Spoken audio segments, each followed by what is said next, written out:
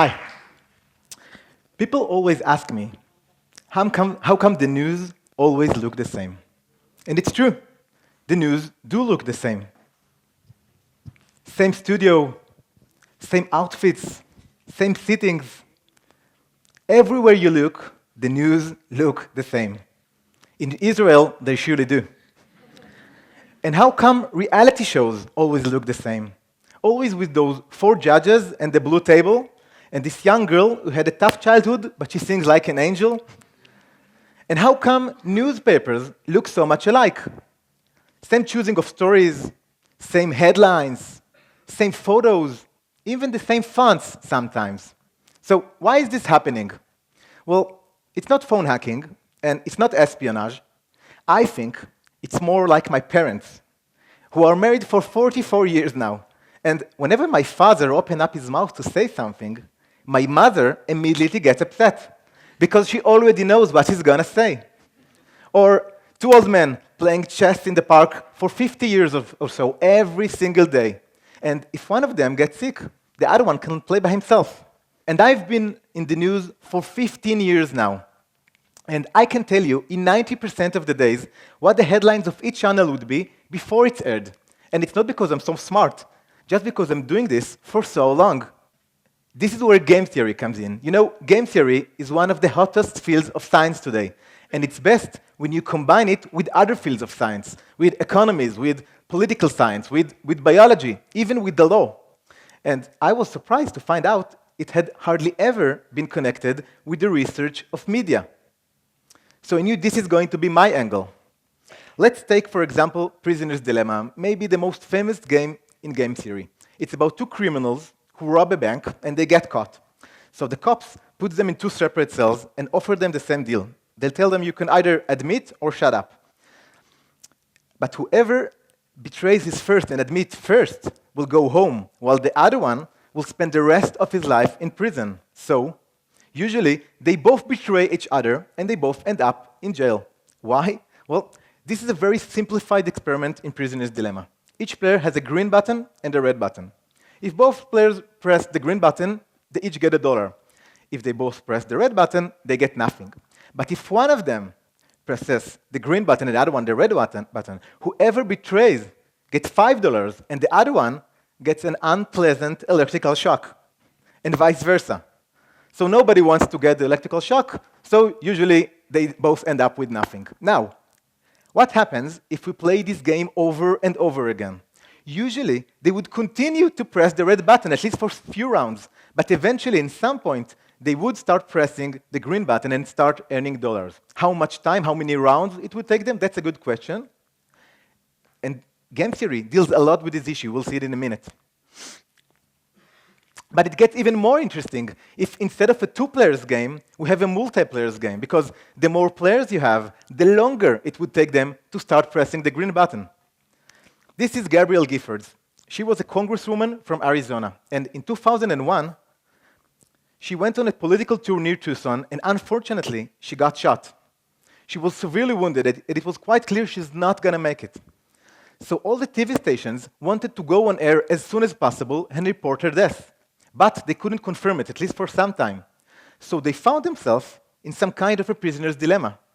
They wanted to wait and check the facts, but they were afraid that one of the other channels won't wait. And there were so many channels, so many radio stations, so many news sites, that none of them wanted to be left behind. So they didn't.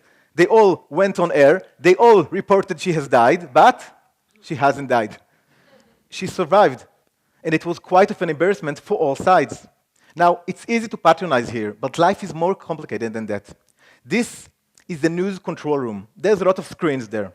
But media executives, including myself, take special look on the ones on the upper right side, because there you can see what the other channels are currently airing. And believe me, you don't want to see there something your channel doesn't have. It's an awful feeling, really. It's the perfect equivalent of getting an electrical shock. And same thing goes with mobile apps. There we have what I call the notifications war. Reporting breaking news before your competitors can gain you a lot of traffic. So the temptation to send notifications that are not completely checked is huge. And it's not just about speed. Prisoner's dilemma can cause even worse things like public panic. In 1976, New York City suffered from a wave of violence against the elderly. It reached a point in which the mayor established a special police squad in order to protect old people. But you know what? There was no real crime wave. The truth was, it was a slow summer. So the TV networks took some isolated incidents and created a phenomena that wasn't really there. Later, when the statistics came, it turned out that that year were less incidents than the years before. But it didn't stop the media. They continued to cover the story. And same thing happened in 2001. This time, American media created panic around shark attacks along the coast. And again, later on, the statistics came, and it turned out there were less attacks and less casualties than any other year before. And again, it was caused by a prisoner's dilemma. The media wanted to stick to the facts, but they were afraid that one of the other media outlets would pump up the story, so they did it too. So you see why everybody hates the press. This graph shows the public trust in media in Israel in the last 15 years. You can see the trend. But who should we blame? Well, Academy blames journalists. It sees them as morally or ethically incompetent. Journalists think the Academy is completely detached from the daily life of media. They think that if you let a professor of communication be the editor of a newspaper or a TV station for even a single day, it would end in a catastrophe. And they might be right. So, who should we blame? Well, I think that blaming journalists for everything that is bad in media is like blaming dogs for participating in a dogfight, or blaming the gladiators in the Colosseum for trying to kill each other. They haven't chosen to be there. Someone has put them there. Someone has put swords in their hands. Someone has told them that only one of them will get out alive. So if you really want to fix something, we need to change the game instead of blaming the players. Remember, we've talked about the point in time in which the players start pressing the green button? It only happens after they suffer enough from the consequences of pressing the red button, and only after they convince each other that they're better off pressing green. And what can help them in that are signals. Players who play an iterative game, a game with many rounds, use signals to make the other players understand their intentions for the future. After the Gifford fiasco, many media executives expressed their regrets. By doing that, they actually send signals to the other players about what they're going to do if such case happens again. And few months later, another prisoner's dilemma arrived. This time, they knew that Osama bin Laden was probably killed by American forces. But again, they couldn't confirm it for some time. But this time, they managed to restrain themselves and wait for the formal confirmation. And few of them admitted that it had to do with the trauma they had after the Giffords case.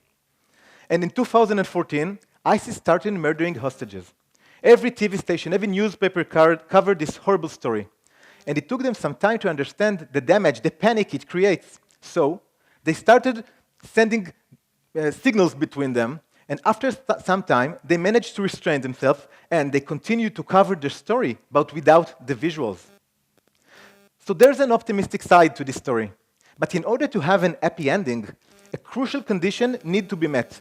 The players got to have a common narrative, because in a controlled environment, when all the players are in the same room, it is clear for all of them who has pressed the green button and who has pressed the red. But in real life, misinterpretations happen all the time.